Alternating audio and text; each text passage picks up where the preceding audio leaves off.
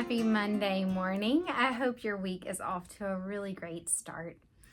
I want us to ask this question of our hearts today. Do we live the way that we worship? There's a beautiful passage in Isaiah chapter 26 that is just a song filled with worship to the Lord. And it makes me think about Sunday mornings when we're together in worship with one another. What a powerful time that is. It's one of my favorite parts of the week. But I so often hear the Holy Spirit saying, okay, Jenna, you have your hands lifted to me right now, and you are saying to me that I am worthy of it all. You are saying, who is like the Lord? But do you truly mean that? Is that truly the way that you're going to live this upcoming week? Are you truly going to live the way that you worship?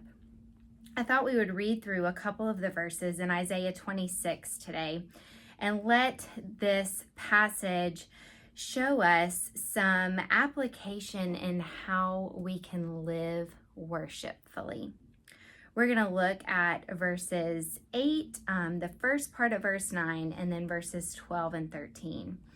So starting in verse 8 of Isaiah 26.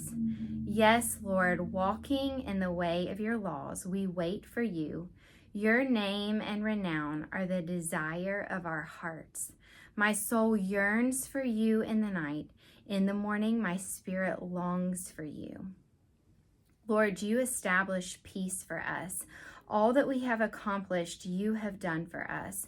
O Lord our God, other lords beside you have ruled over us, but your name alone do we honor. Looking at the truths and the applications in this passage in Isaiah, I think in verse 8 where it says, yes, Lord, walking in the way of your laws, we wait for you. It can teach us how to live worshipfully this upcoming week. Asking the question, am I walking in the ways of the Lord? Am I walking in accordance with his laws? Do I know what his laws are? And then am I waiting on the Lord? Am I waiting on his timing and his will and his way?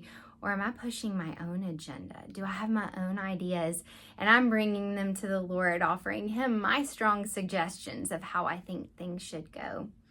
Do I have a posture where I am walking in the way of the Lord's laws and where I am waiting on him? The last part of verse 8 says, your name and renown are the desire of our hearts. Is that really true? Is that really what my heart is longing for? Is the Lord's name and his renown? Often I can be after my own renown, making my own name great. So inviting the Lord to expose that to me. Am I truly after his glory, or am I glory snatching? Verse 9, my soul yearns for you in the night. In the morning, my spirit longs for you.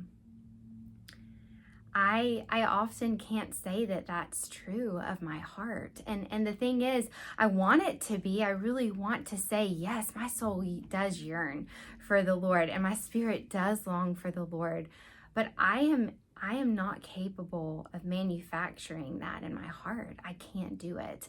That is a work of the Holy Spirit, and my job is to remain in a posture where I am that wet, moldable clay, and I invite him to cultivate in me a spirit that longs and a soul that yearns for him.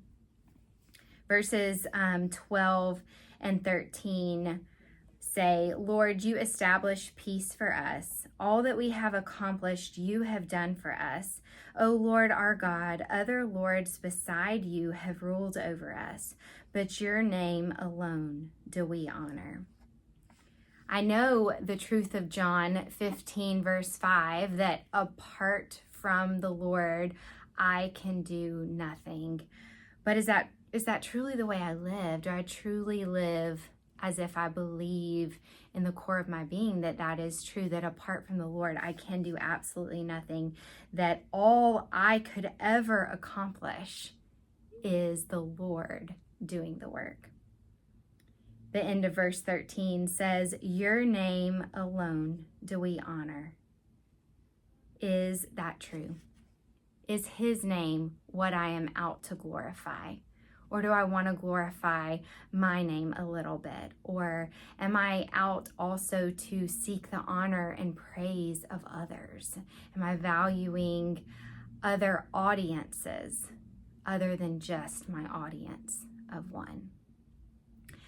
I hope these passages or these verses in Isaiah help give us some practical things to think and pray through this week of how to live worshipfully. That we live worshipfully when we walk in the way of the Lord's laws, when we wait on him, when his name and his renown are the desire of our hearts, when our soul yearns and our spirit longs for him, when we acknowledge that we can do nothing apart from him, and when his name alone is what we are out to honor. So our challenge this week is to worship. Worship the Lord in the way that we live and invite him to show us where there is a disconnect between the way that we worship, the things that we proclaim and we sing loud on a Sunday morning, and the way that we actually live the other days of the week. I hope you have a very worshipful week, and I hope that we all will bring our worship to church on Sunday. I'll see you soon.